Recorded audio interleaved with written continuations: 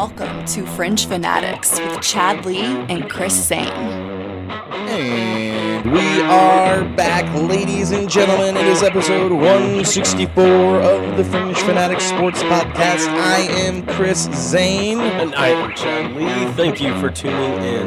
Yes, thank you for tuning in. We greatly appreciate it. If you have not yet, please make sure to go like, share, subscribe, and follow us on all things on social media, or just make sure to go do that on our YouTube especially. And as always, be a friend, tell a friend. We appreciate and love you all. We are back. It is the week of the big game. The big game is here. The big game is here. Finally preview it. Yes. And we got a hell of a guest for it. Yes, Bryce. I'm hoping I'm saying his name right. Bryce Coutts. I'd say that's right. I was going to say Coutts, but that sounds silly. So it's probably Coutts. Bryce Coutts, but we're going to call him Bryce just to be safe. But he is the host of the the Hawk's Eye. The Hawk's Eye, yeah. Yep. His Twitter handle throws me off because it's at the Seahawks Eye. But yes, the Hawk's Eye podcast is a Seahawks podcast. He was just out at the Senior Bowl all week last week, so we're going to hear about that. That's going to be exciting to get someone's point of view that was there, boots on the ground. So that is very cool. I was late today because I got stuck in traffic, so we're going to get right into it. Let's start it off with these dang old headlines, man. Headlines. Let's do it. Your headlines. Are you ready for some football? It's football, bro. Happy football, bro. Close the final. 69. Offense. Who's giving them the business? We'll be giving them the business. Well, it's Monday night and we're ready. We got some coaching hires. It's Tuesday night, actually. But yes, we do have coaching hires, and they are abundant. As right out of the gates, the Cardinals have hired Mike LaFleur, brother of the head coach of the Green Bay Packers, Matt LaFleur. Yep. And we'll see how it's going to go. I'm going to be interested to see how Mike does. You know, it's he doesn't have the same pedigree as his brother, but it'll be interesting to see. Yeah, definitely. From the grapevine around like different podcasters and stuff, they don't really feel like this guy kind of quite deserved the job. The Cardinals, basically, they should have tried, this was a job that nobody really wanted. And so they had to take basically whoever was left. And, from people that kind of follow the league and write for like Sports Illustrated and stuff, the word is that like he wasn't really a guy that fired guys up. He was always in the back of the film room. It's kind of surprising. That was me. Sorry. That's the thing that I'm trying to understand a little bit about it, just because, he was just the offensive coordinator, but we all know Sean McVay was the main guy there at the Rams. Yeah. Prior to that, he was the Jets offensive coordinator in 2021. We all know how that went. Not very well. Yep. So I'm interested to see. Obviously his brother's done very well. He's coming from his brother's coaching tree, if you will. But I was a little confused by this one as well, because I'm just like, you had Vance Joseph. I don't even think Vance wanted the job. Did he interview for it? I thought he did. I didn't hear about Vance interviewing for any jobs. I don't know why I didn't hear of any of it. Yeah, let's see. I'm sure Vance he did. Joseph interviews, because I could have swore that I knew that they were at least going to reach out to Vance. I thought, anyways, but that would have made sense there, at least, because that's kind of where he revived his coaching career. Yeah. So. But, let's move on to the next one. In other news, the Broncos hired Davis Webb as their offensive coordinator. Yeah, I said this one last week. I was like, it makes too much sense to not do it. It seems like he was going to be one of the hottest coaching candidates this round. I know he went and interviewed with the Raiders was the main one. We now know Chad is very happy about this, but you just say it right now. Yeah, they decided that they're going to hire Clint Kubiak as their head coach, and we'll get into this a little bit with Bryce, because that is the Seahawks offensive coordinator. Yes, so the Seahawks, who this year have definitely turned it around both defensively and offensively, are now going to lose that key piece of the cog there that has brought them to where they are now.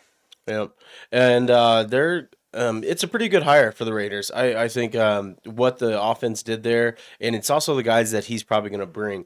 I'll be asking Bryce about this, but I wonder how much of a wave and a domino effect it's going to have on the rest of the coaching staff, because like their offensive line coach, John Denton, he had already been with Clint Kubiak for the past couple of years, dating back to the Saints. We all know about the Raiders' offensive line woes, and that could really help them out. Yeah, I mean, the Raiders just need help anywhere and everywhere at this point. So They do have some really good star players, but like from their roster from about 33 to 53, it's pretty weak. yeah, no, definitely, and they'll have a chance because they've got a ton of picks and they have a lot of cap space heading into this next year. So they do have a chance to turn it around. And moving on to the next one, though, the Browns hire Todd Monken, another one that's kind of a little bit of people are just wondering, is this just the only guy that would take the job? Yeah, pretty surprising here, especially when you look at the offense that the Ravens were putting out last year.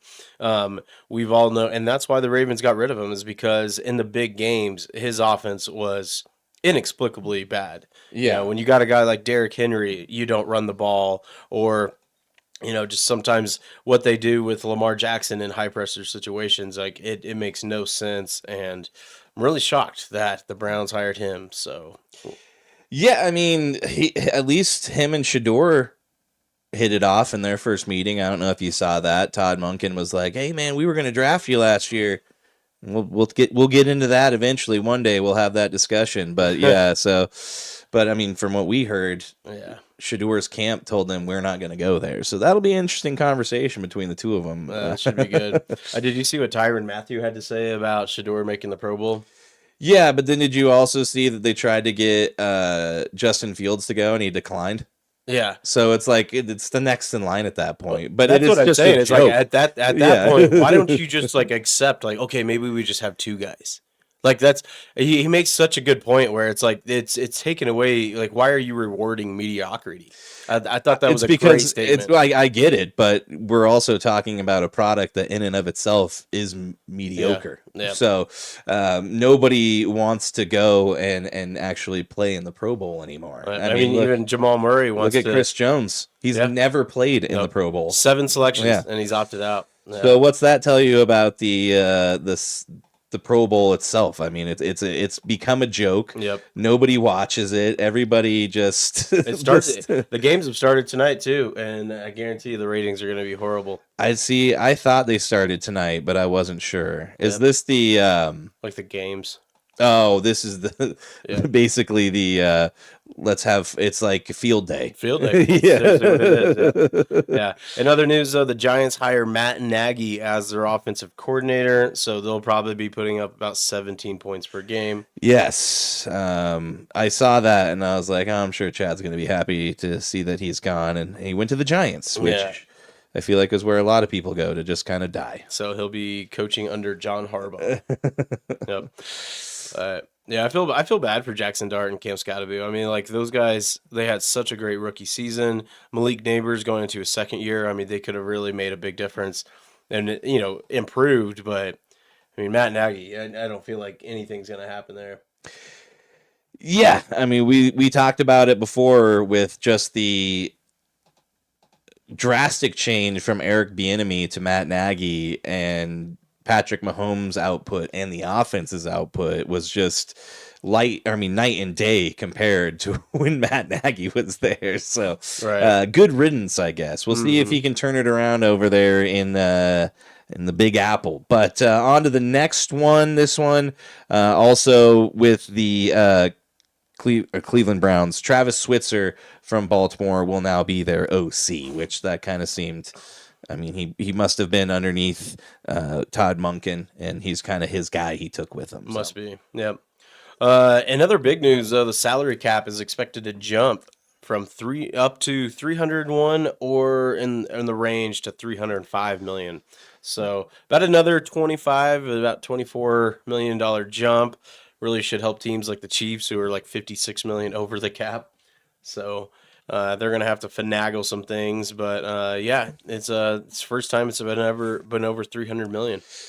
Yeah, and it'll also be the last time it goes over 300 because before we know it'll be 400. You know, what I mean, it's only going to go up. It'll probably jump. To you look next at, I mean, even 10 years ago. Let's go to 2016. It was at 155,270,000. That's unbelievable. Man. Yeah, now 10 years later, we're already at 305 basically. Yeah. So every year it's basically an average. The last couple years have been almost 20. Yeah, and the revenue just keeps going up. I mean, the NFL is like a money hungry parasite that just keeps eating and eating. It was announced yesterday that there will be 8 or 9, I think it's 9 international games, and for the first time ever, they'll be playing in Paris. Yeah, I thought, wasn't it something that with, was it Italy or one of them, they just signed like a contract with Spain, Madrid. Spain. Yeah, that's like, you know, it's a matter of time before it's either every team's playing a game out of country, mm-hmm. and then just how long until we have some like a London, like a Europe division. Yeah, it could really happen because with all the teams kind of traveling there, I mean, it's going to be weird. It's going to be super weird. I mean, they're just so money hungry, and like to go to Paris, it's just strange.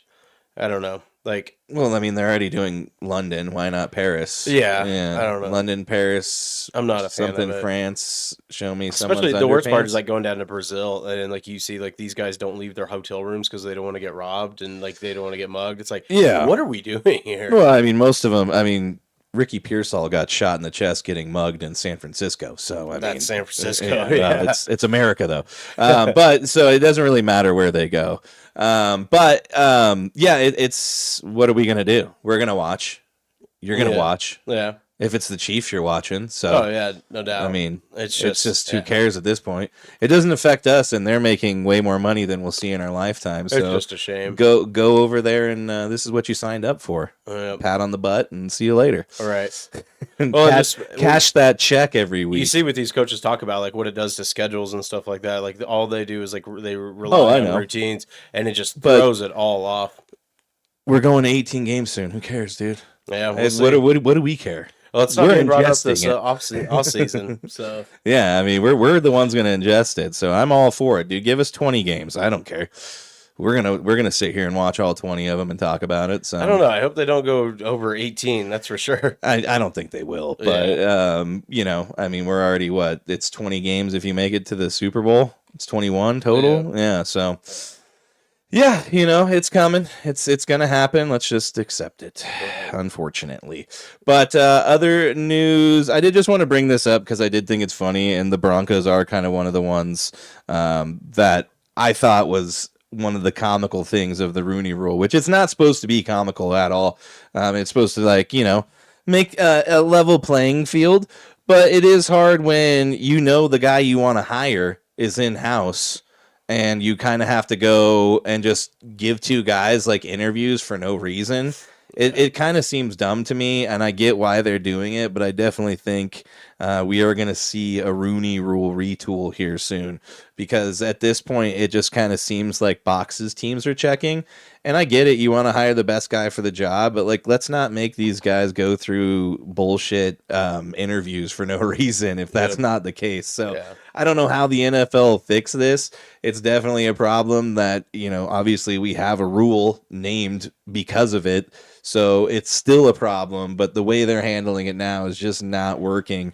And like I said, the Broncos, I just watched it happen. They hired Davis Webb, but they had to go and interview 2 other people for no reason, basically, just to check the boxes to make the NFL happy. So it's pretty simple. Just hire the best person that's good for the job. Yeah, that's all we need to do. But unfortunately, there's been problems in the past that the NFL has let get to the surface, and we are here where we are now. But they need to figure it out. So I do think the Rooney Rule will see some definite changes here in the next few years. But let's move on to the other big news this week, which we all thought when the Hall of Fame came out and snubbed Belichick, and Kraft was still on the docket to be at least voted in. It almost seemed like there's no way you can't not let either of these guys go in first ballot. Like, that's crazy. We're talking about a dynasty team, even with all the cheating. Yeah. But apparently maybe the NFL is going to hold them to the fire a little bit on some of the scandals, because maybe this is what it is. Maybe it's like, you guys made us look bad. We're going to make you look bad now. That could be it. I think it's funny now because next year they'll probably go in together and they hate each other. Yeah. So that's going to be interesting. And that's probably another reason the NFL did it, because it's going to be great for TV if they both go in next year, now knowing that they do not like each other. Yep. And it'd be funny if they had to go back to back, and then stand there together. Because they're both going to be there. And then you're going to have to say, like, I couldn't have done it without Bill. Oh, yeah. I'm sure Bill probably won't even mention him or something, so it's going to be so awkward. I was really pleased when I saw this news. Yeah, I don't think it was deserving at all. I think he should have been a first ballot, same with Bill. But, yeah, it's just their whole voting process is super dumb, where it's like the guys like L.C. Greenwood and Roger Craig, part of the Steel Curtain, like, they should have been in a long time ago. But because they could fade out and not get a chance to get in, like that Kansas City Star reporter, he admitted, that's why he didn't vote for Bill. It wasn't because he didn't think he deserved it, but he didn't want these guys to lose their chance. Well, and that's the thing, too. Like, some of these guys are getting to the point where they are going to phase out, and that was what was going on with Randy Gradishar and Carl Mecklenburg and stuff. Yeah. Like, it's to the point where these guys did stuff back then that nowadays isn't as crazy, but for back then was insane, and they're kind of getting looked over for stuff. And it is because a lot of the guys in the last, unfortunately, 30 years have just gone so far above and beyond what those guys did. Oh, yeah. That it overshadows them. But I don't think that they should be, thrown by the wayside, to, say the least. But I do think this is kind of the NFL just being like, we're going to just put you guys in your place a little bit. Could be. This is our one chance to do it. Yep. Here you go. Dude, I saw a hilarious video where Robert Kraft was dancing with Cardi B the other day, like, because of the Super Bowl, like, they're getting ready for it. Oh, yeah. Cracking him. His moves weren't that bad. I was like, dude, this old guy is getting down. It was hilarious. Well, dude, we know where he used to hang out. I mean, he parties. He parties, and he likes massages, and I'm sure with those massage parlors, he was probably... what was it called? I feel like he was doing a lot of this. Who wasn't? I know it was my team name. Yeah, I can't remember. Something like Golden Orchid or like White Orchid or something. Oh man, yeah, that was a good team name. Yeah. So, shit, we gotta. Yep. I gotta send it to him. Sorry, my bad. We were zoning out over here. But yep, we're gonna be previewing the Super Bowl here coming up.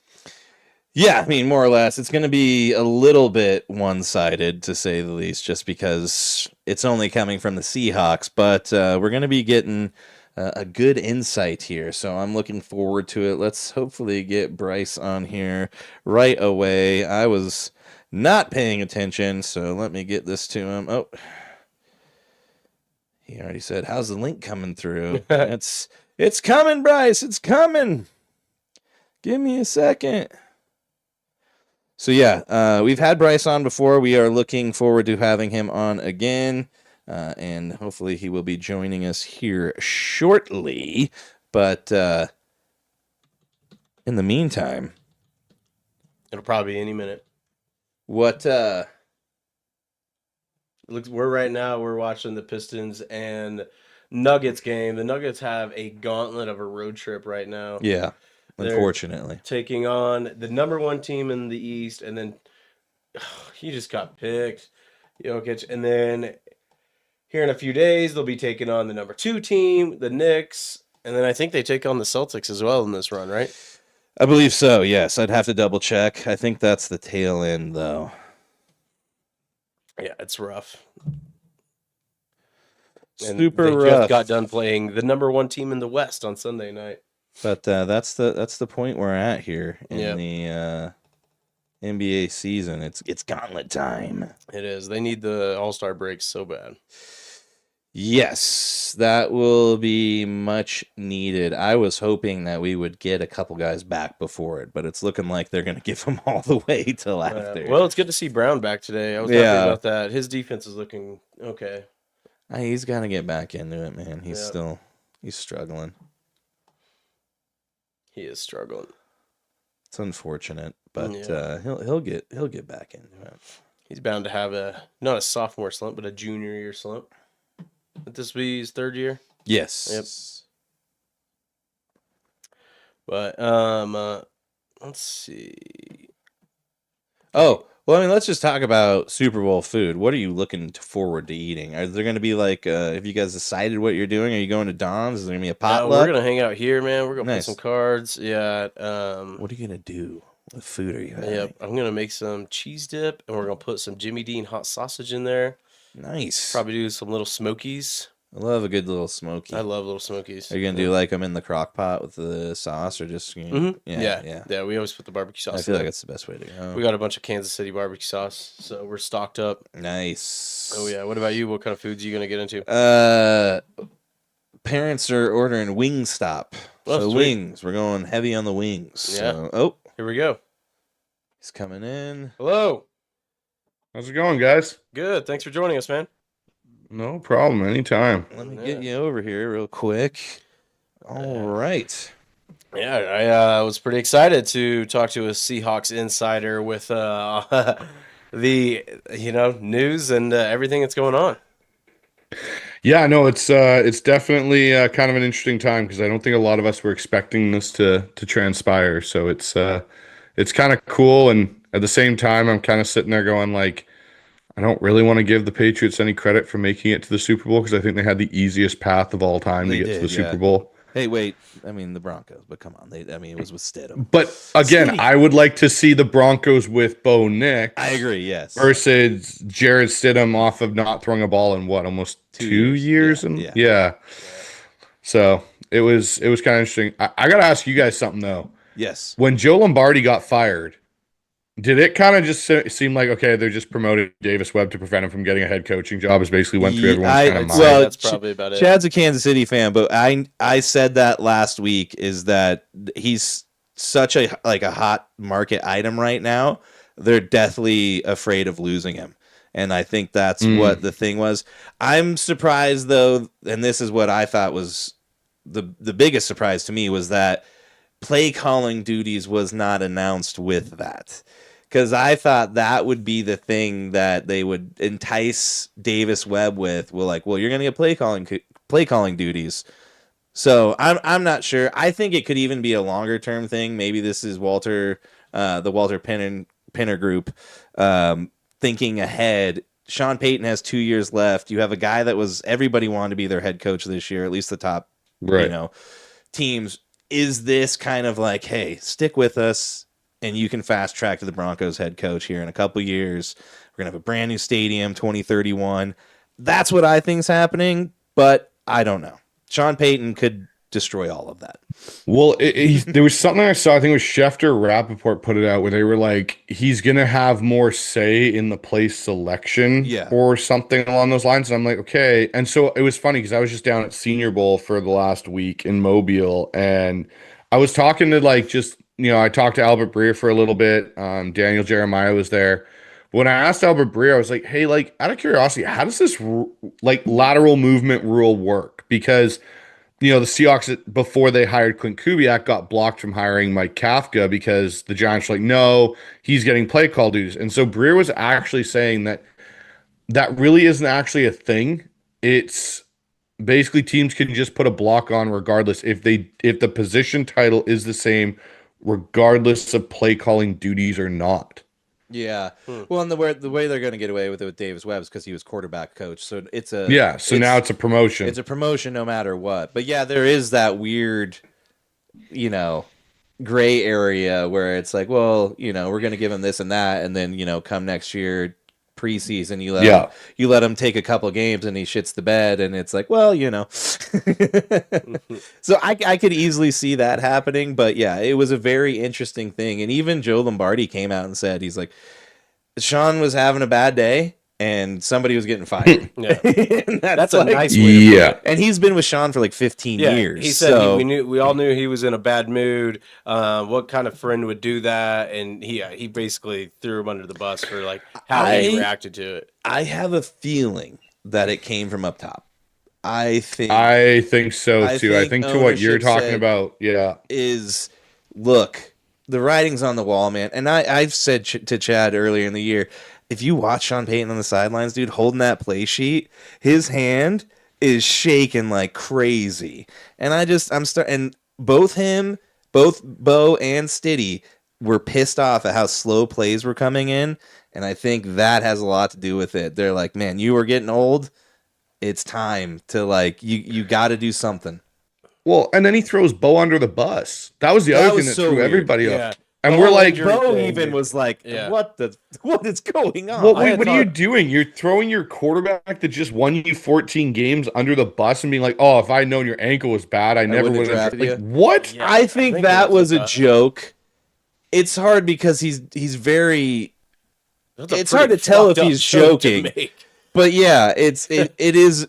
I don't know, man. I didn't understand that at all either. Yeah. And then the fact that Bo came out. Yeah. And before Bo came out, Sean Payton said that Bo was upstairs wheeling around on his little scooter.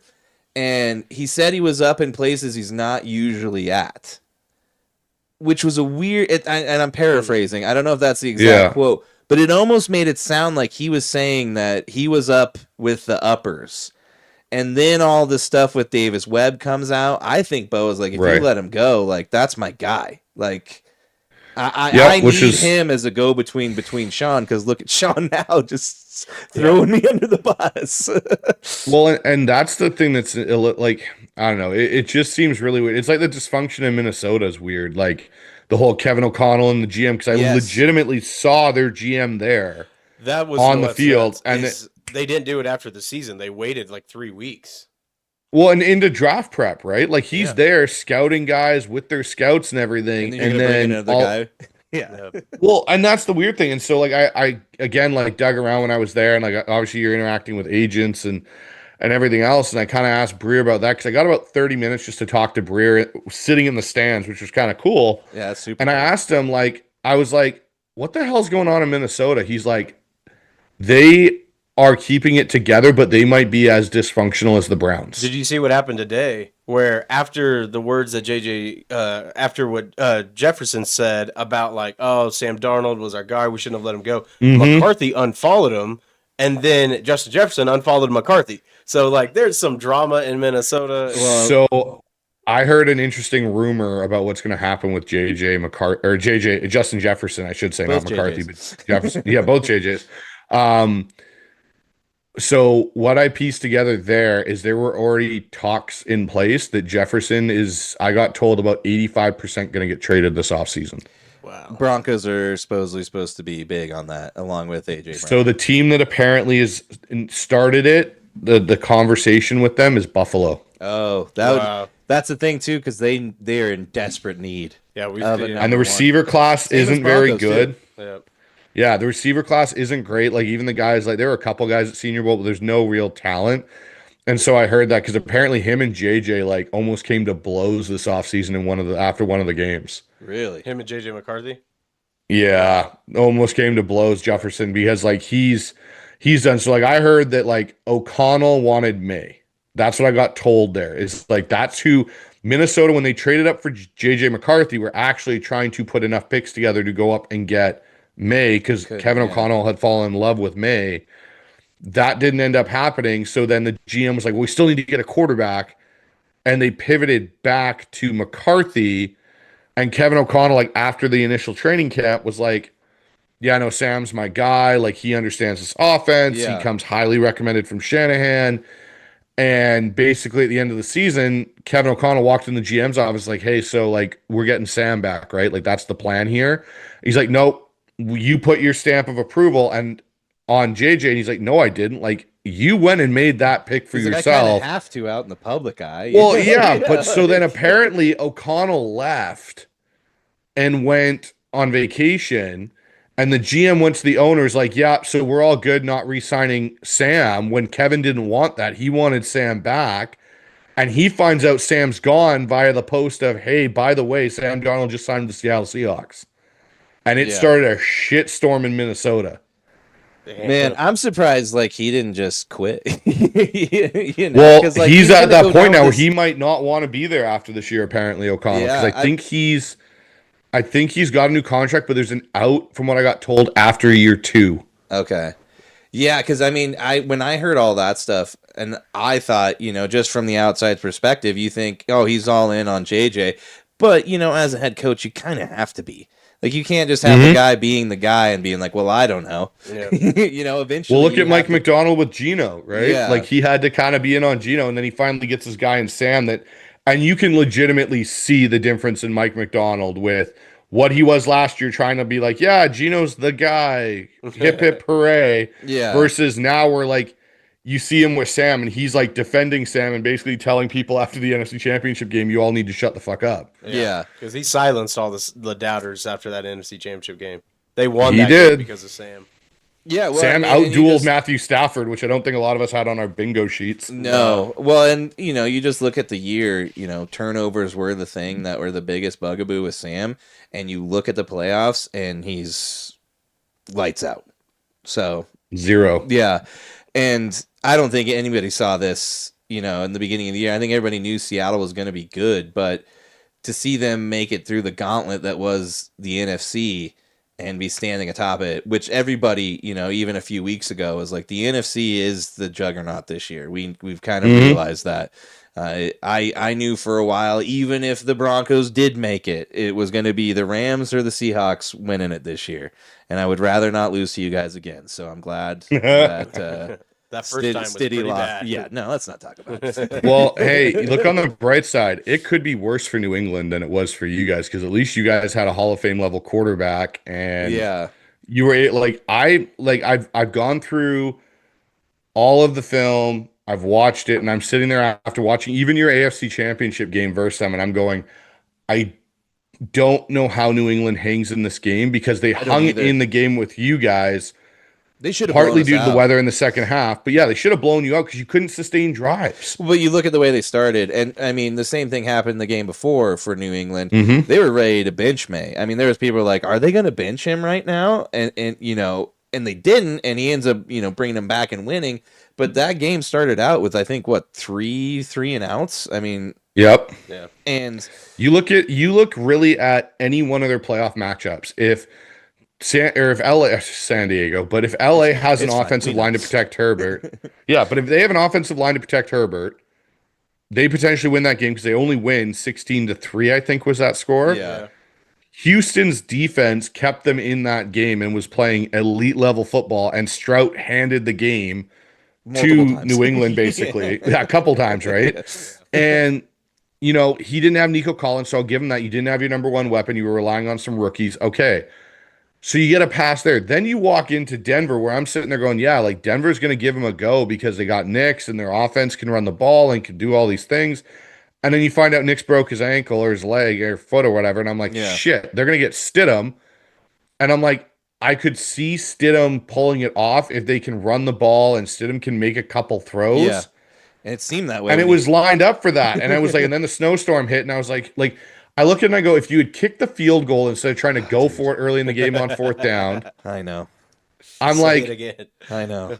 Come on. Like, you have a backup quarterback. I don't think they score more. I don't think they score more than 7 points if you get that field goal, because they were dead in the water. Yeah. But yeah, I mean, that one's going to haunt us for a while. 2 plays. All it took was 2 plays for you guys to win. Kick the field goal, and Stidham just take the damn sack and punt the ball. Yeah. That's it. Yeah. Literally, that's where you can go. 2 plays. If we fix those, they don't end up with 7 points. Yeah, because you guys end up with touchdown. 10. I mean, it was given to them. Other than that, they did nothing. So it is unfortunate, and that's why. I mean, even before the playoffs started, I picked Seattle winning the whole thing, and I think the Super Bowl is going to be low scoring. I think Seattle's going to score obviously more points, but I think they're going to shut down the Patriots. But I could be wrong. I see. Here's the thing. Everyone's like, oh, well, Josh McDaniels is on the other side. And I'm like, yeah, but Josh McDaniels in Super Bowls had Tom Brady as his quarterback. Yeah. And you listen to the story that came out today of Tom being like, in Super Bowl 49, Saturday morning, we're installing 4 new red zone plays because I didn't feel confident we were going to be able to score versus Seattle. And I'm going, you ain't doing that with Drake May. Yeah. And like Mike McDonald doesn't run base cover 3 like Pete Carroll did with Hall of Fame level players. He's like, no, I've just got an entire arsenal on defense. I can just roll at you consistently. Those guys are so fast, man. I mean, that Seattle defense, they're going to shut them down. I think the other big factor, too, is K9. I mean, all throughout the AFC playoffs, the Patriots didn't really go up against any good run game. I mean, they went up against Nick Chubb. Woody Marks was kind of banged up. Then you go against Denver. Doesn't have a run game. Nope. Now they're going up against Kenneth Walker, who's been on fire. They've really turned that, like week 12, week 14, they really started catching steam with their run game. That's going to be the difference maker. I think so too. It'll be interesting. So yeah, let me know when you guys are ready to go since we've been talking basically. Been going. We've been going. Yeah, we've been going. Yeah, I should have told you that. We just get going. Well, let me ask you about the Clint Kubiak thing though. I have heard that with the guys that he kind of has around him, like John Denton, the offensive line coach, he's been with Kubiak for a couple of years. He might take him to the Raiders because the Raiders have such an atrocious offensive line. You might have to get a new OC and an offensive line coach. Have you heard any rumblings of what their plan is there? So the latest I've heard through people I've talked to that are quite well connected that even told me when they were going through the initial OC hiring process this offseason that, Clint Kubiak was kind of the guy that was at the focal point of it. Arthur Smith is who they're kind of really pushing for right now as a outside hire, basically. Part of that is because when Mike McDonald initially got hired, Arthur Smith was his guy. That's who he wanted to bring to Seattle with him. Arthur Smith, though, didn't want to wait Mike's process out and took the job in Pittsburgh because he knew he had that. And he wasn't sure if Mike was going to get the job in Seattle. So he kind of was playing and hedging his bets, which is fine. But Arthur Smith runs a very similar run style. He's got a very similar profile. If you go back and look at Arthur Smith's Tennessee days, and even what he's done in Pittsburgh the last 2 years with subpar quarterback play, we're talking about Justin Fields, a decrepit Russell Wilson, and basically the crypt keeper in Aaron Rodgers. He got them to the playoffs, and their offense actually functioned, right? Like, they weren't horrible. He got them there without really a great running back system because Caleb Johnson didn't end up panning out for them who they drafted. It ended up being Warren most of the year as a scat back, which isn't an ideal thing for Arthur Smith's system. So I think Seattle's going to put on a full court press with Arthur Smith, and everyone's like, oh, well, because he signed his college contract with Ohio State, he's off the market. Well, no, Ryan Grubb did the same thing when Mike McDonald initially got hired and was at Alabama being like, hey, I'm your offensive coordinator. And then 3 days later, he's on a flight to Seattle. They usually have these out clauses where it's like, hey, if the NFL comes calling and I want the NFL job, I'm gone. See you, bye. Yeah. And so I think they're going to try and put a full court press on Arthur Smith. If that fails, I think the two names you'll hear in Seattle internally are Justin Outen and Jake Peetz. And Peetz has had a couple OC interviews the last 2 off seasons. Outen basically took over the running back room after Coach Polamalu got relieved of duties for personal reasons. And the running game took off when he took over. I will say this about John Benton, and this is where it's interesting because people just kind of, assume because he's been with Kubiak for 2 years, he'll jump ship with him. I don't know if John Benton doesn't stay in Seattle rather than taking on, as you put it, the devastating grossity that is the Las Vegas Raiders offensive line. Mm-hmm. And stay in Seattle, and Rick Dennison doesn't follow Clint because Dennison has real strong ties, stronger than Benton, to the Kubiak family. Mm-hmm. And again, Seattle can block lateral moves. So if Clint Kubiak wants to take Andrew Janocko with him, who's the quarterback coach right now and has been with him for a while for OC, well, how are you going to take Benton? Because all Seattle would have to do in that case is promote Justin Outen to OC and promote John Benton to offensive line and run game coordinator. How are you now going to promote? You can't, because it's a lateral move. Even if you take John Benton as O-line coach there and add it's the same title. So there's no promotion there for it. So that's why I think it'll be interesting to see how Seattle manages. Now, what I'll say about John Schneider and Mike McDonald, from what I've understood, is they've known this is coming like 3 weeks ago. that this was probably going to happen, that he was going to be gone in this cycle, and they were already working on their contingency plans. So that's why for me, like Arthur Smith signing his Ohio State contract isn't like a big deal. It's like, oh, it's not the end of the world. And I trust John and Mike because now they have the template of what they want. And some like other names I think that are interesting for Seattle is maybe Stenovich, the OC out of Green Bay that they interviewed last year. Thomas Brown, who's the pass game coordinator for the Patriots in the Super Bowl.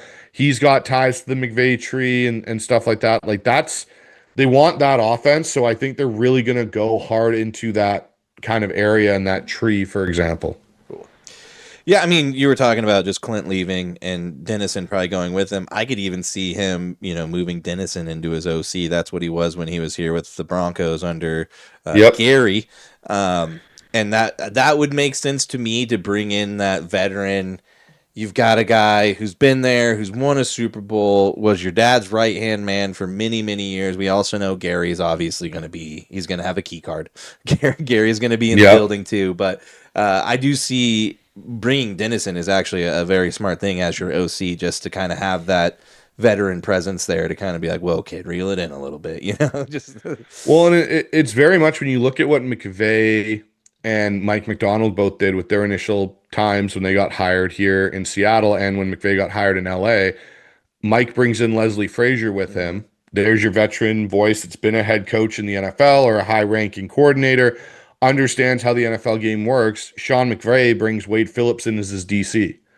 So now you have that buffer, that guy you can be like, hey, we're going to do this. And that guy can either go, yeah, no, that's a good idea. Or, whoa, hold on. Like, hold your horses there, young kid. Like, you got to kind of walk before you can run kind of a thing. So that's where I look at the Dennison thing is I see that. Like, what I think will happen with Clint is he'll take Janoko and Dennison with him.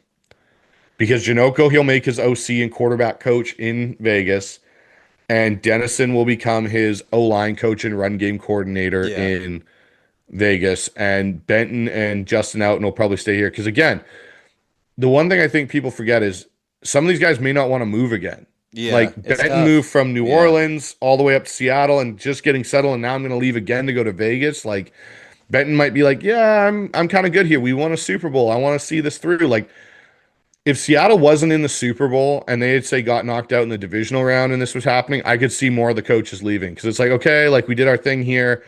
But, like, that's hard to decide. I'm going to leave a Super Bowl winning team to go to a team that literally has the number one pick because they're the worst team in the NFL. Yeah, and they're paying, 6 head coaches right now not to be there? 6 head coaches and a coordinator now. So, it's... I get it. I mean, why not just stay there and fill the positions that just got open? That's what happened with you, the Chiefs. I mean, we've had the same coordinators for 3 or 4 years until we got rid of Matt Nagy. Yeah, bring back in Bieniemy, So yeah, I mean, as far as getting back to the game, though, the only thing I foresee being a big issue, aside from if Drake May just goes, ungodly on the Seahawks, the Patriots defensive line is getting an incredible pressure rate this offseason. I think it's like 52% of the snaps they are getting to the quarterback, with Sam Darnold having the issues in the regular season. And like we said, 0 turnovers. I could see that being the one thing that could be the bugaboo for Seattle if they actually do turn it over. If they don't turn the ball over, I don't think they lose this game any way possible. Yeah, their pressure rate's been high for New England, but I'll also say, like, outside of their game versus Denver, they played against 2 horrible offensive lines. Yeah. Like, we're talking about a Chargers team that's completely depleted that you should put up numbers on, and even the Texans' offensive line. Like, they're starting Lincoln Tomlinson, who was in Seattle last year and was a turnstile. That's where it'll be interesting playing Seattle, because Seattle's offensive line will be completely healthy. Everybody across the board is healthy. And the one thing Seattle has done better as of late is run the football. And the thing where I think New England's got a problem here is Mike Vrabel is basing this very much, his defensive philosophy is very much what he played in, right, with Bill Belichick, where we're 3-4, we got some 4-3 principles, but we're very much a situational sub-package team. Like, we'll rotate our entire edge group based on down distance and so on. Seattle is essentially, and Mike McDonald actually said a few weeks ago, he's like, yeah, we're a 4-3 team. And people were like, but you don't play with 3 linebackers. Well, no, Nick Eamon-Warrior is basically our strong side linebacker. That's his role. Mm-hmm. So when you look at Seattle, and that's why everyone's so in shock, Seattle can play a 4-2-5 and slide Nick Eamon-Warrior out into the slot. And then, you're going to go to a 12 personnel with 2 tight ends. And now all of a sudden you're sliding him back into linebacker and you're not losing anything. You're not playing that sub package game where some offenses can take advantage of that. Yeah.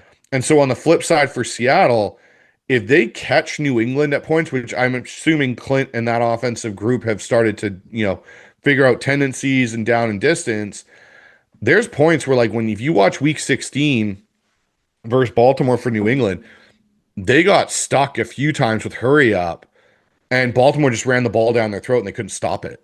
Because they got into a situation where Harold Landry's on the field in the boundary edge spot, and they're just pounding the rock with Derrick Henry at Harold Landry. It's like Harold Landry is not a run edge setting defender. He is a pass rusher. That is his deal. And so, like, the one player I will say that I got a feeling they're going to do this with is I think it's Milton Williams, their D tackle there. They are going to try, I'm almost certain of it, and try and get him in as many one-on-one matchups against Anthony Bradford. Yeah. That is like the goal. If that's the goal, I figure that they're going to try and do is get him in the 1-tech, in the 3-tech, and just let him go and wreak havoc on pass situations against Bradford, because that's really your weakest link on that O-line, isn't that? Because Abe Lucas will be fine, Cross will be fine, Zabel's played really well as a rookie, and Jalen Sundell's really come on as a center. There's your weak link. That's what you're going to have to do. It'll be interesting to see what Seattle does. I got a feeling that this is potentially a game where you see Kenneth Walker with like 35 touches. That's what I'm just saying. running it down. I'm putting a bet on him to be the MVP, honestly, because Chris Jones is also, their cornerbacks are their biggest strength. And even though I think JSN is the top wide receiver in the league, and even against a guy like Christian Jones, he'll still get his, but I don't think he's going to be like the MVP. I think they're going to, be like, all right, you're going to shut down our outside, outside the numbers, we're going to toss it. And I heard another stat that the New England Patriots give like a ton of catches to running backs. They do. Exactly. He's really good out of the backfield, and they're starting to use him more and more. Like in the NFC Championship game, I think he had 4 catches for 46 yards. Cooper Kupp starting to come alive, which is interesting now. Like he's kind of having these like little spurts of being Cooper Kupp of old again. Here's the one thing for New England in this game where I think their corners may be their strength, but I think even Denver exploited it a little bit, and if they had a better quarterback and scheme, could have taken more advantage of it. If you're going to bracket JSN, you're going to leave someone with Rashid Shaheed one-on-one. You can't. Yeah. We saw what this is healing the top. We saw what happened in the NFC Championship. That was like exactly right. So this is where, and so then, okay, now you've got that problem. And this is where I look at New England safeties and I go, I don't think they're good enough to play over the top support help and bracket enough of JSN where he's not going to get his. Seattle runs play action better than anybody in the league right now. And you're still not talking about AJ Barner, who's one of the better all-around tight ends coming into his own right now, and Kenneth Walker leaking out into the flat. And now we're like, this is where it gets harder and harder. You want to bracket JSN, go for it. And this is what teams have tried to do this year. Yeah, but then all of a sudden you're like, someone's open. Bobo. Jake Bobo. Like, and that's the other thing I think Clint's done such a good job of to get JSN opportunities and other guys is his use of motion and condensed splits. Because when he condenses JSN down inside the hash or inside the numbers, we saw that wheel route. Yeah, exactly. You see a bunch of he ran running back scissors route, right? Yeah, exactly. So that's where it's really interesting, and it makes it easy for Sam to read things, right? Like it's okay, 1, 2, 3, there, I'm letting the ball go, and he's by himself. And that's the other thing too with Sam is the Rams got after him. They got pressure. Like if you look at most of his touchdown to Bobo and his touchdown to JSN, he literally has defenders like right in his lap, and he's making pinpoint throws. Like I said it after the Week 16 win in Seattle in the overtime classic everyone's talking about. Sam got the monkey off his back, and he basically was like, I can win if I play cautiously, ripping the ball over the field and not try and make every throw. It's like he kind of went through like a hey, I'm trying to be like Brett Favre, but that's a bad idea because that's when I throw 4 interceptions and we lose a football game by 2 points. And everyone's like, oh, Kubiak's put the clamps on the offense. It was like, no, I think Sam's going through a growth where he's like, okay, when do I take those opportunities to take those shots and let it rip? And then you kind of saw it all come together in the NFC Championship game. Like, even on that first drive, it's 3rd and 5, and everyone had been banging the table, hey, get the ball to Shaheed deep, and they let him run his fly route, and Sam rips it out there for a 51-yard gain. And as soon as that happened, I was like, yeah, Sam's figured it out. Like, he's figuring out now how to be an elite level quarterback and play. And then you just watch him go shot for shot. Because if Sam doesn't play that well, Seattle's not in the Super Bowl. Yeah, for sure. It's just amazing what a good organization and a little bit of head coaching can do for a guy. Because you go to the Jets and people are like, this guy's a bum. And then 1 year with Shanahan, and now, I think he's 2 years, 14-3. Is that what it was? He is he's the only quarterback two different to teams? do it with two different teams. Yeah, the only other ones to do it back to back was like Brady, Manning, and then I think maybe Marino. I can't remember. It was an old one from back in the day. Yeah. Yeah. So yeah, I mean, it's been a hell of a turnaround. But there is some stuff coming up though. The sale of the team is a big thing that's going to be happening coming up soon. What are your thoughts on that? It's really interesting because especially with the Seattle fan base, because you had the 2 reports come out. So you had the one from Seth Wickershammer and Brady Henderson, who Brady Henderson is a very, very reputable, like he is like the kind of the holy grail of Seahawks reporting within the Seattle team and area. Like he is the go-to guy. So for him to put his co-author on it, he's not doing that unless it's actually factual. Like he's not just throwing shit out there and hoping it sticks kind of a thing. And you look at what Wickersham's done in the past, the Russell Wilson story that everyone said was bogus.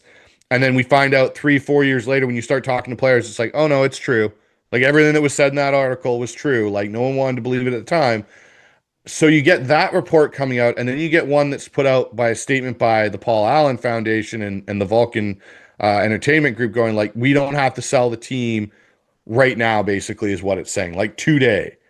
The team is going to get sold. It's going to get sold this year. It's going to happen. The NFL's kind of making them do it, and the trust, I guess, requires the sale of the sports assets, including the Seahawks and the formerly held Portland Trailblazers. Which the Trailblazers Correct. are being sold, Yeah, and they're being sold right now, all to charity, I guess. Correct. Which and is cool. so, yeah, for sure. Yeah, and that's but the thing was, and this is why, the whole thing about Jody holding on to the team was, and there's a thing I think a lot of people don't know because either they're not in the area and understand how the initial stadium building process went was up until 2023. If the team had been sold, so Paul passed away in 2017, 2018 kind of area, the team up until 2023, if the Seahawks had been sold, they would have had to pay 10% of the sale of the team to the city of Seattle. Oh, wow. Because of the stadium. So basically they have been waiting out this clause to kind of go null and void so they don't have to pay 10% of the sale to the state. 10% of like what they're expected, $7 billion is quite a bit. Lot, yeah. It is a lot of money, right? So they are smart. Like, hey, and I know the Wall Street Journal and Goodell got asked about it there at the the conference at the Super Bowl about this $5 million fine. Yeah, the $5 million fine, and it's like, no, that never happened. It's like, yeah, okay, whatever. Like, it's $5 million to a team that's about to sell for. I think the team's probably going to sell for $10 billion. It might, yeah. I mean, the way we're going, it's only going up. I mean, you got the Mariners that are doing really well now too. I mean, the whole sports in Seattle just keep growing and growing. Yes, you got the Kraken. We are assuming the Supersonics will be back shortly. There's a whole bunch of things in that area that are, and the one thing I look at it, people like there's a lot of Seahawks fans that are terrified because they're like, oh, they're going to sell the team, the owner's going to move it. Oh no. If I'm a guy coming into that situation or an owner coming in, and the person I think it will be is probably Jeff Bezos. I think he is going to be the guy that buys the Seattle Seahawks. Like, he started Amazon there. He's been trying to get into the NFL. He tried to get in with the Commanders. The NFL wants him in the league. Now this kind of, and I think he's always secretly wanted to own the Seahawks. Like, he's a local guy from that area. If Jeff Bezos is as smart as he is to get to the, $200+ billion estimated value he is, he's a pretty smart business guy. You don't do that just by being an idiot. And why would you come in and if you look at Seattle as a team right now, you have a fully paid off stadium now that's located in a downtown core. So you get all the revenue and all that. It's easily accessible. You're not going out to a suburb to try and watch the game. Yeah. So you have all the transit, the train runs right next to the stadium. You got the interstate right there. It's easily accessible. You have a rabid fan base that loves your team, that trying to get season tickets, you're waiting 10 years minimum to get season tickets for the Seahawks right now, currently. You have the Mariners, like you said, are doing really well. The sports scene in Seattle is nuts. The college team's doing well as well. And you now have the executive of the year. You're in the Super Bowl, and you potentially have one of the best young coaches in the NFL for the next 10 years in Mike McDonald. And all your core nucleus is under the age of 30, basically. Yeah. Yeah. Why would you pick that up and move it somewhere else? It's you're just going to – it doesn't make any sense. Yeah. So you're going to sell this team, and they're going to be there. And there's things in I believe in the trust where it's hey, ideally they want to sell to someone local that's got local ties to the area, and they don't want to, have the organization be moved and all. If I'm buying that team, I'm going, okay, hey, John, keep doing what you're doing because it's working, and I'm just going to reap the benefits as an owner. It's going to funnel in a ton of money. Just let the money roll in. Exactly. And just let it roll in. Exactly. The Seahawks have a bunch of celebrity fans too, which is pretty cool. Are you a fan of Adam Ray? He's been all about him. I am a fan of Adam Ray. You got Jeffrey Dean Morgan, who's another huge Seahawks fan. That's cool. Oh, he is awesome. massive. To me, I'm not upset. But when we went to the Super Bowl versus the Broncos, they do the intro videos, and they had Kurt Russell do it. And it was really cool when he did it in 2013 for that Super Bowl and what he talked about. And they've announced who's doing it this year. And so they've got, I can't remember who's doing New England, but it's Chris Pratt doing Seattle. And I like Chris Pratt. Don't get me wrong. I think, he's cool. He's awesome. But there's something about the way that this defense is formed, this identity of being the dark side and kind of the mob mentality. Mission over bullshit is the metaphor, right? And in the acronym. And I'm thinking to myself, I don't know if Chris Pratt, Star-Lord, really represents that. He's too nice. Man. He's Andy right, for Parks where and Rec. Right. If you go and get Jeffrey Dean Morgan, who's, exactly from Walking Dead, right? He's got that rough kind of mentality. That would have been the guy I would have picked to come in and do the announcement of the team and the little video that they do. Yeah. But they've got kind of a cool fan base that way. You've also got Seattle's got by far, I think, the best training facility in the NFL because it's right on a lake. There's literally Jimmy Graham used to fly his float plane to practice and land and dock it and walk into practice because it's right on Lake Washington. Well, it's too bad they don't have a power station there. Damn. Yeah, they might be. They're missing out. No, that can stay in San Francisco. I'm good with them having their power station down there. Speaking of that, we haven't even mentioned that. How amazing will it be when you get to, because the Chiefs did this in Vegas a few years ago. If you get to, and we all expect this to happen, win in your division rival's home stadium, that's just chef's kiss right there, dude. Oh, it completely is. And the best part is between all the teams in the division, for me, the ranking order of absolute hatred, because I hate them all. It's the 49ers 1, it's the Rams 2, and it's the Cardinals 3, because the Cardinals are like that little ugly stepbrother that you have that you just don't care about. And so for me, it's to plant, I've said this for a while, I'd love to see AJ Barner or Nick Emanwari take and they do in college, take a Seahawk flag and just stake it in the middle of Levi Field and just be we've come, we've conquered. You have to live the rest of your days as a 49ers fan knowing that there is a blue end zone at one point and we won the Super Bowl in your house after kicking your ass on the way to get there because we beat them in week 18, which was even though it was 13-3, they couldn't do anything. No, that was an ass beating. I loved that game, dude. I loved it. And we could have put up 20. Yeah, we could have put up 27 in that game, and we missed some opportunities. But they had one drive, and we snuffed it out with an interception. To then have them get the high of beating Philly and thinking they had an opportunity to walk into Seattle, and the opening kickoff goes back for 90 plus yards for a touchdown. It was I sat there and I was I have a buddy that's a 49ers fan. I was this game's over, dude, and you guys are done. He's no, we got. And I was The minute Kyle Shanahan on 4th down in the first quarter goes to a fullback speed option as his go-to play, that I'm like, horrible play call, dude. Oh, but that's when I knew Mike was in his head. Like Mike McDonald's sitting in his head. And it was the same thing with McVay. Like, yes, the Stafford and Rams offense produced points and moved the ball, but to have it where McVay comes out afterwards and is like, oh, it was a fortuitous bust that caused us to have the problem on 4th down. And you listen to Tank Lawrence and he's like, no, like, your running back took off, and I realized he was the hot read because Stafford stared at him. So I bailed out and chased. It's like, that's not a fortuitous bust. It's just having a really good edge player like Tank Lawrence, who's one of the best for years, to now be part of our defense and kind of put it over the top. Real quick, man, we want to stay on with you because I do want to talk about the Senior Bowl. We're going to have to end this one real quick because we're cheap asses. Sure. We don't pay for Zoom. So I'm going to send you another link and we'll keep going. Sure. Okay. So we're going to end this one. We'll be right back. Okay. Hold on. Okay.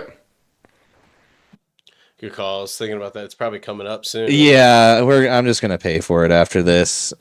We just need to pay for it. I also have to pee. So when he comes back, we'll keep it going. Keep it going, but wrong button. Copy invite link.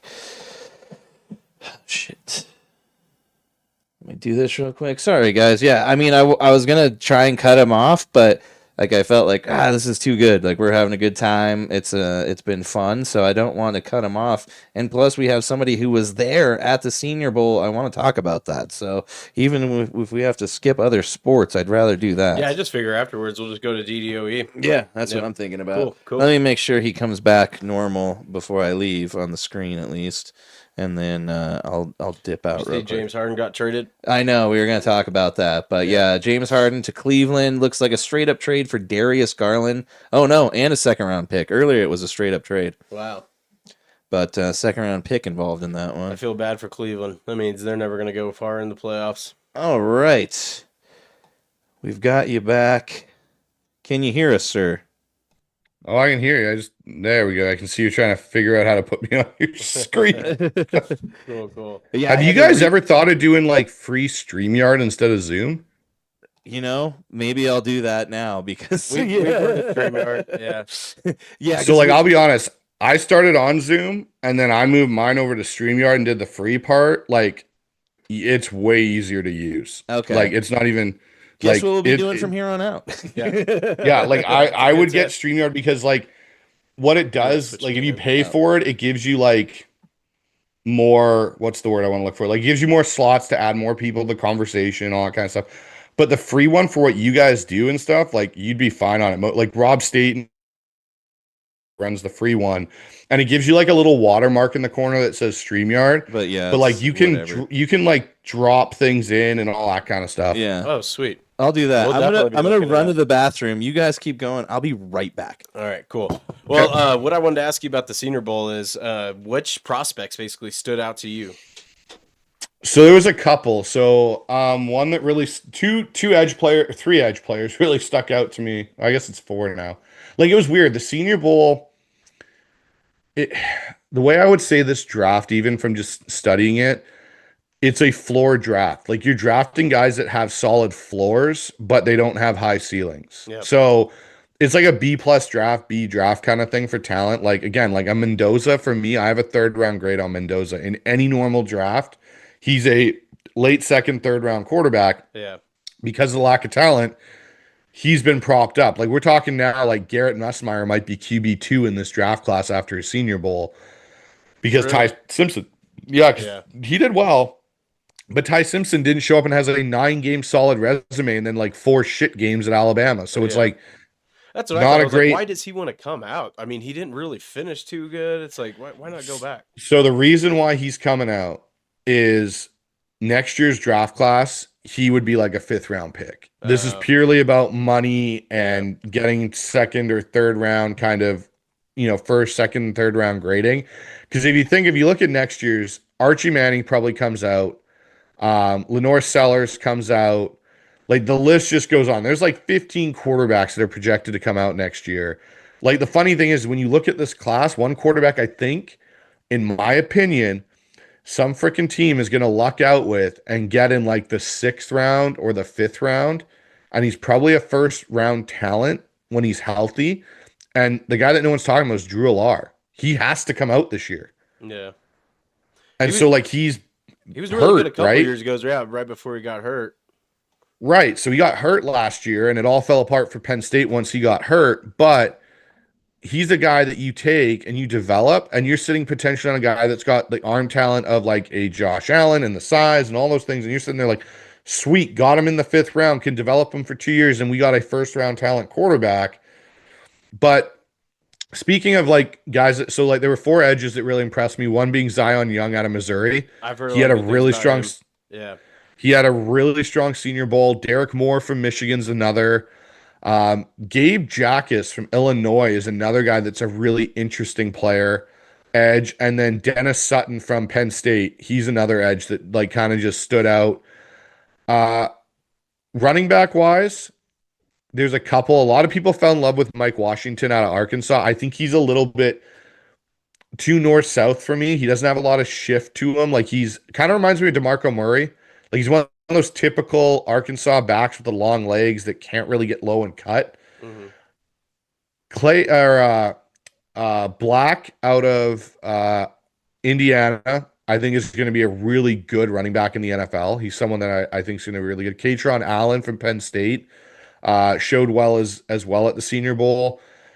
Receiver wise, there was a kid out of John Carroll Div 3, I think it was Tyron Montgomery. He actually shone quite a bit for a guy that's from Div 3. Malachi Fields from Notre Dame had a pretty good Senior Bowl, like, again, big body X receiver type. There were a couple smaller, shiftier receivers that I really liked, one being Cyrus Allen out of Cincinnati and the other one being Kevin Coleman Jr. out of Missouri. They were 2 guys that really kind of stuck out. DBs, it's a general good group at corner. Like, you got Chris Johnson. None of the big guy names really, like, kind of like Colton Hood was there. He did okay. He wasn't overall great. I think for him, testing will be the big thing because he's got good game film. If he can stay healthy and test well at the combine, he'll be a first-round pick. Chandler Rivers from Duke was someone I liked. He's a kind of an in-between. You can play him outside or play him inside. Bud Clark from Texas Christian University was a good-looking safety. O-line, it's a mishmash at O-line.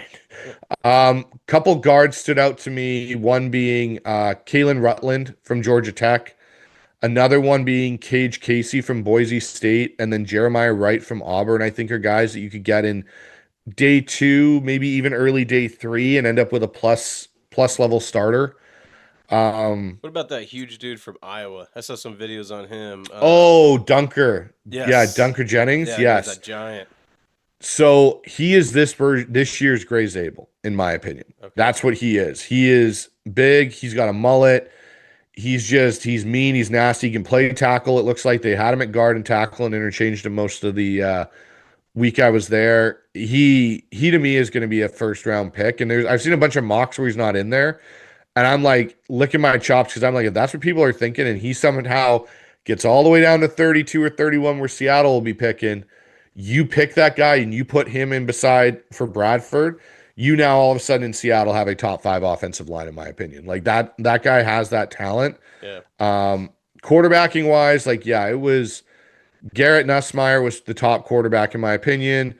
Luke Altmaier from Illinois was interesting. I think he could be a plus level backup fringe starter in the NFL. Sawyer Robertson from Baylor. He has all the intangibles. I don't know if he can put it all together. And then there was Cole Payton from North Dakota State was there. He could be a very interesting developmental prospect because he's got a lot of athleticism. He's got a pretty clean delivery. He does have a bit of a hitch to it, but he's a guy, like, if you're sitting there in round 5 or 6 going like, hey, like, I want to bring in a developmental quarterback, he'd be a guy I'd take a swing on because I think there's some upside there. Diego Pavia should not take a snap in the NFL. Come on, man. I mean, even because he lied about his height and weight. No, there's a whole bunch. Like, he lives off of the broken play. He's an RPO merchant. Like, that for me is right there. Like, I think if he's going to play, like, it was funny because I was there with a couple other Seahawk content creators, and we were all sitting there, and I'm like, this dude wants to play pro ball, go to the UFL maybe, like be the poster child for that, or go to Canada. Like, his game would translate well to the CFL because it's such a large field. It lives off of RPOs, so you can get out wide. But like him standing in that pocket, it's like, holy crap, you're 5'9". Like, at least with Russell Wilson and Kyler Murray and Baker Mayfield, like they could at least operate. You can't operate. Like, he tripped over his own feet, and that drove me nuts as a guy that coaches quarterbacks and trains them in an academy in the off season. Like, watching these quarterbacks try and get under center and take a snap and turn and give a handoff was absolutely painful. Oh, they don't do it. Yeah, they just don't do it in college, and that's where for me, like when I go and look at college draft and the draft off season and doing my grades and all that for my shows and stuff, like when I watch quarterbacks, I go, okay, are they an RPO based offense? Well, 90% of college football is. So I go, what do they do on 3rd and 7+? Because you are not afforded an RPO in that situation in most places. You have to drop back and read a field to convert. And what are you doing in 2-minute drills or 4-minute drills when you're down by 10 points or more where you cannot be afforded the run game? Yeah. How do you get through your progressions? And that's where I arrive on a 3rd-round grade or late 2nd-round grade on Mendoza, where I'm like, yeah, he's got some nice things, but he lived in an RPO-based system at Indiana. Like, that's what he lived in, which is great. It works in college. But all of a sudden, when the hashes get smaller in the NFL and guys move that much faster, those windows close that much quicker. Yep. Well, I mean, with you kind of being in tune with the quarterback side of things, what do you think of Fernando Mendoza? I mean, just even without him going to the Raiders, just as an NFL prospect. He is a bigger version of Kirk Cousins. Oh, that's correct.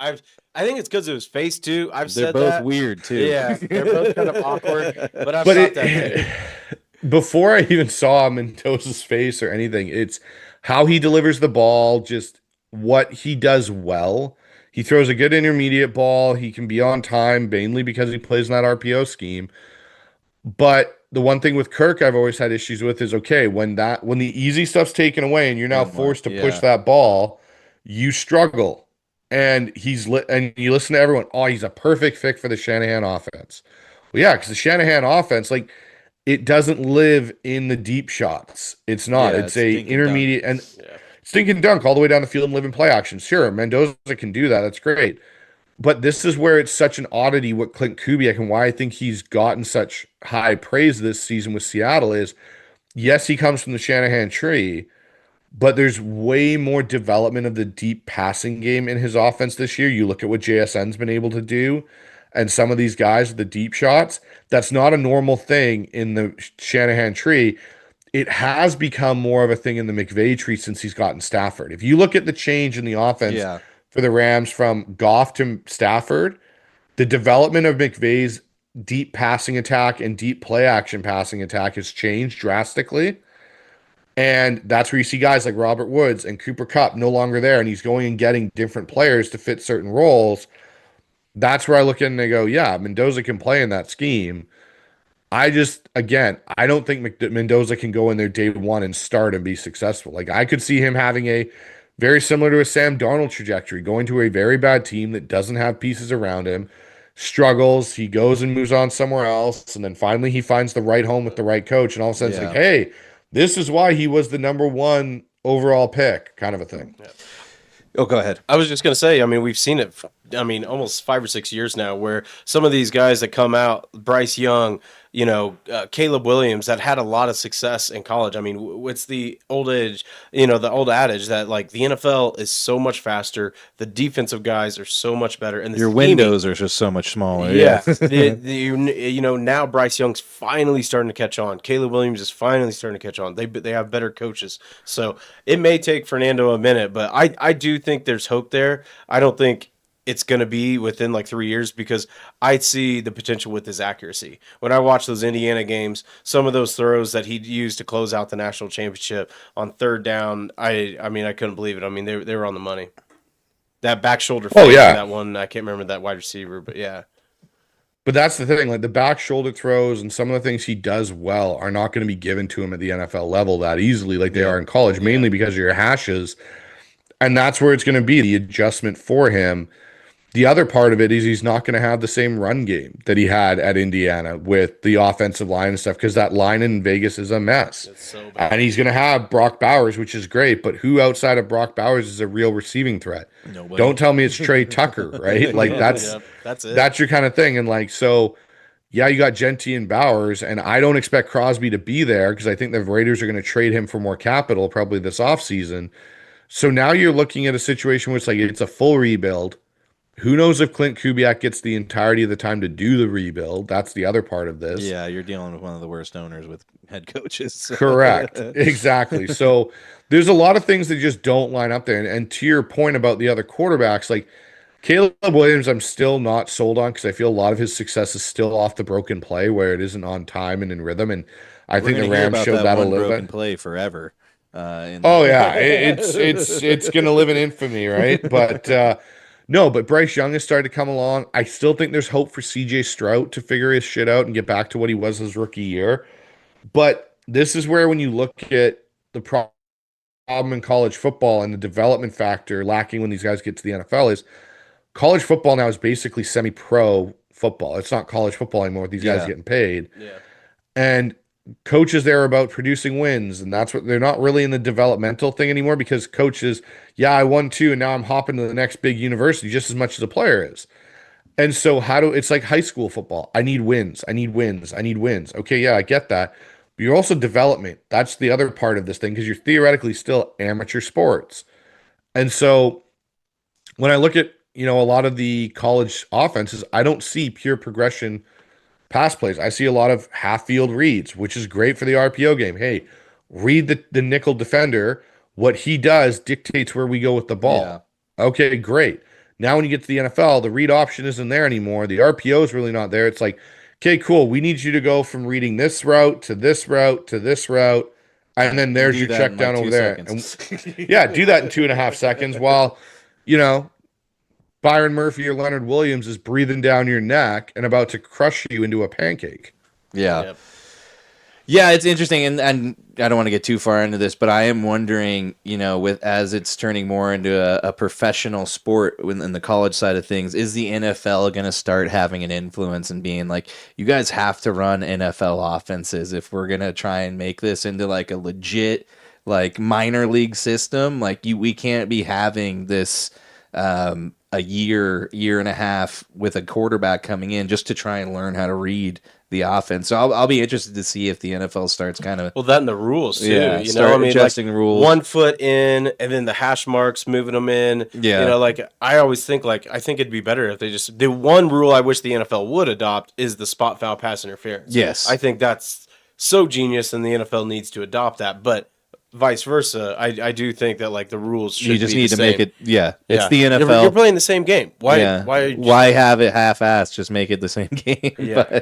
I think the next thing you'll see in college is the hashes change. Yeah, I think they'll shrink them, and that's what they'll go to next, and that will be because that changes the entirety of offensive structure with because the one thing that's great in college right now is I can be on the left hash and run trips to the field, and I can stretch a defense so far vertically that the windows horizontally. Yeah. That the windows to throw a slant are massive. Yeah. Well, you don't get that in the NFL because running trips into field or boundary, we're talking about a 3-yard difference, really. We're not talking about 5 or 7 yards in difference.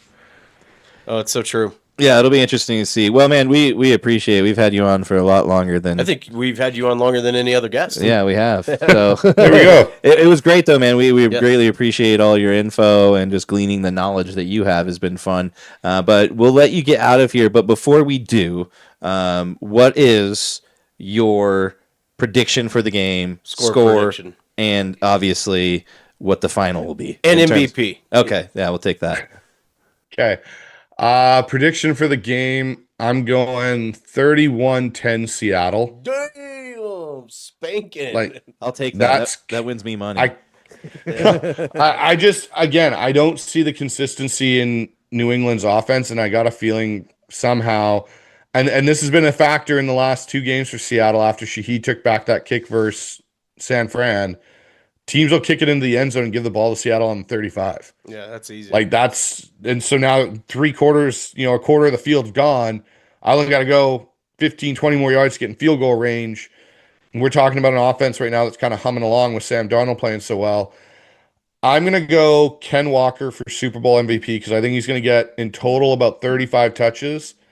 And I think he's probably going to have 140 all-purpose yards. Okay, and a touchdown. That's good. Yeah. I mean, I had the score total at 42 points in this bracket I'm doing, so I'll take that score.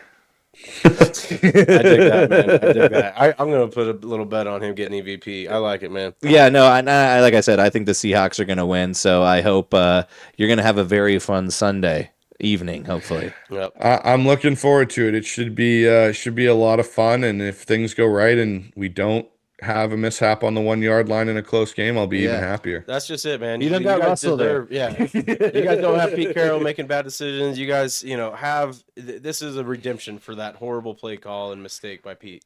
Oh, there's some things I've heard now about what actually transpired that has me even madder about that situation as a Seahawks fan. And I'm sure there'll be a 30 for 30 on that. Oh, there will be. I'm certain that's going to come out for sure. All right, Bryce. Well, man, dude, we thank you so much. Greatly appreciate your time. Enjoy the Super Bowl. Yes, I hope you guys get a hell of a win, and I hope you get to enjoy it. So good luck to you, and we greatly appreciate you hopping on. We'll talk to you soon, man.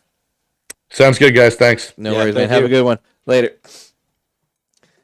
Well, yeah, we went. I wonder if he's talking about them blackballing Marshawn Lynch. That's what I had heard. Oh, yeah. Well, I mean, Marshawn went over after that and yelled at Pete Carroll. Yeah. So, I mean, I think that. Oh, speaking they of didn't which, want him to get MVP. Yeah, speaking of Marshawn, I haven't watched it, but I've With seen the Bill Maher. Yeah, I've seen it. Did you watch it? I've just seen a clip. Oh yeah, the clips. funny, He's like, you weren't ready for all that ass. Big ass titties. You mean big ass titties? Oh god, Bill Maher's just like, oh my god, Oh, he's wow. 70-year-old white dude smoking weed. What's with crazy, Marshawn like he's Lynch. only had like black wives or girlfriends. Like Bill Maher. Oh only really? dates black Okay, yeah. girls. He's like Gary. What's his name? Are you talking about Robert De Niro? No, the comedian Gary. Busey? No, god damn it. Just kidding. Gary Owen. Gary Owen. Okay. I'm not too familiar with that guy. He's pretty funny. He literally talks like he's black. Only dated black girls his whole life. He basically is like a white black guy. Nice. Did you ever watch One Battle After Another yet? No, I still need to. You should, man. Sean Penn's like that's kind of like a part of the movie. He loves black girls, and dude, his role like somebody was saying that he should. Oh, really? Because Yeah. someone was saying like he deserves one, and if they don't, then he crushed it, dude. He doesn't even seem like Sean Penn. That's Spicoli, you Yeah. know. And dude, it's an excellent movie. It's probably one of the best movies I've seen in a long time. well, I'm gonna have to watch it. Yeah, what's it called again? I always forget. One Battle After One Another. Battle After Another. Yes. Yeah. So I don't see like a story on this. I only see the video. So well, I kind of have the story. So the we're gonna get into the DDOE here. Let's play the music. let's real quick. do it. I hit it hard, man. So far, man. No laying up, no holding back. Ain't afraid of nothing, it's a natural fact. I hit it long, man. Till it's gone, man. Keep taking chances, living large. I hit it hard. Careful there, careful. Yes, so it is that time where the man, the myth, the legend himself, Mr. John Daly, grips it, rips it, and hits it hard, man. And this one, it's a little bit of a bummer, unfortunately. So this happened over the weekend when a hockey team was on their way here for a tournament, for a 12 and under girls tournament. And unfortunately, on the way over I-70, they lost control of their vehicle and ended up hitting a snowplow head on. There was, let's see here. So the snowplow was headed westbound on I-70. When he lost control, traveled through the median. Oh, so I had it wrong. I thought they hit the snowplow. So the snowplow lost control, went over into the eastbound traffic, and hit a Ford transit van carrying the SC Lady Flyer, sending it down an embankment. Unfortunately, I mean, thankfully, none of the girls were hurt, but one of the girls' fathers was unfortunately killed in the crash. Terrible thing, but this team went on, and they said that they wanted to play. They felt it was necessary to play, and not only did they play, but they won the tournament. I think it was like a national tournament. Yeah, wasn't it? it's like a 12 and under national tournament, and they end up winning, and it's just an incredible story of just overcoming That's things that are just, you obviously never want to have happen, and then to go on and not only overcome, but just succeed beyond what people could imagine. Oh, hold on one second. We got a damn commercial. Sorry, guys.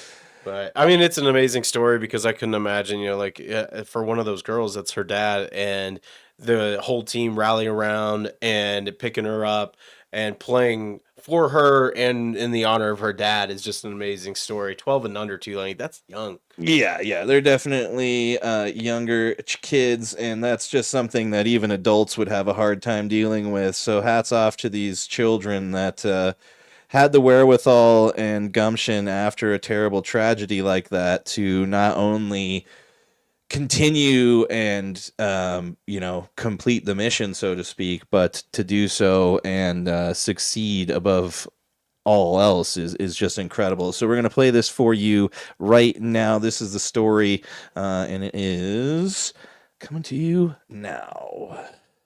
I think it's still in mute. Oh shit, I muted it. Damn it. Hold on. Oh my god.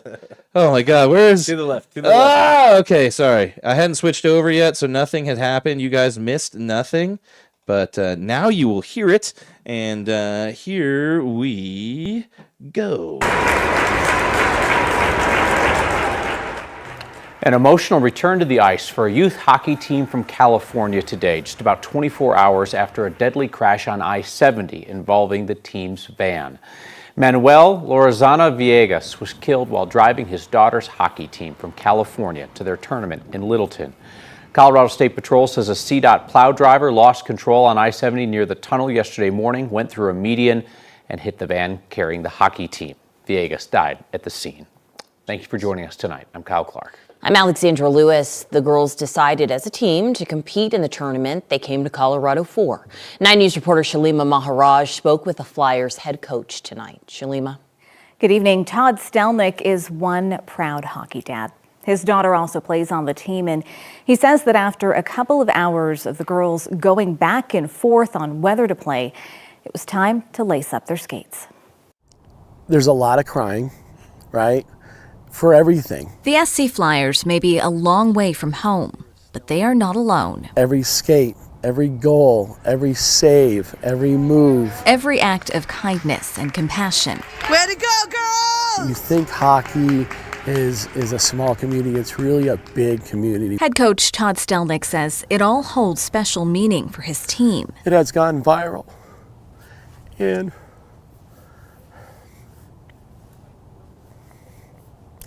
sticks out on the front porch, hanging jerseys on the front porch, candles on the front porch.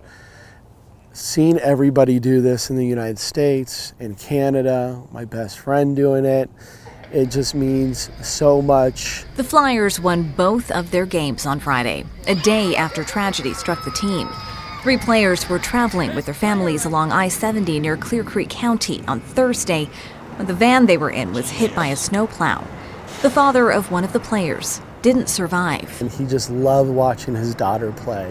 We called her and her line mate that was in the accident, the Bumblebee line. Stelnick says all of the players have been released from the hospital. One of the players that got injured, she is one of the Bumblebee girls. She's so tenacious and fearless, and she ended up playing this morning's game. Despite the recent events, the Flyers are 2-0 right now in the tournament. Stelnick credits being back in the barn with helping lift their spirits. The girls wanted to play for their teammates and for their families. It wasn't just about playing the game of hockey and winning a championship. That's amazing. Yeah, the Los Angeles Kings John reached Daly out to would the certainly team. approve of that. I hope he would. I mean, those girls just to Yeah, I mean, even the one that was injured ends up getting out of the hospital and playing on Saturday is just incredible. Wow. So hats off to those girls. Just an incredible show of just, and like you said, the community and just seeing like even just people in Canada, all across the United States, you know, sticking a stick out on the door and stuff. That's what it's all about, man. At the end of the day, we know we're watching and talking about stupid games, but there is a definite sense of community, belonging, and you know, just overall sense of belonging that comes with playing sports, and it's situations like this where you get to really see these things play out. And unfortunately, it's after a terrible tragedy. Oh, I'm sorry, but you know, to see them turn it into something good is pretty cool. So hats off to them, the 12 and under Lady SC Flyers.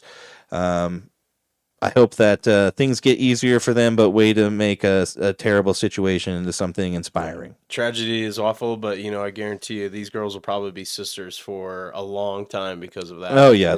It's unfortunate, but I guarantee it's going to bring them close together. Yeah, they'll be together forever, attached at the hip, and you know, obviously not a great situation to be attached at the hip for, but to overcome it is just incredible. So hats off to them, and that is going to do it for us, ladies and gentlemen. Yep. Make sure to tell a friend, be a friend.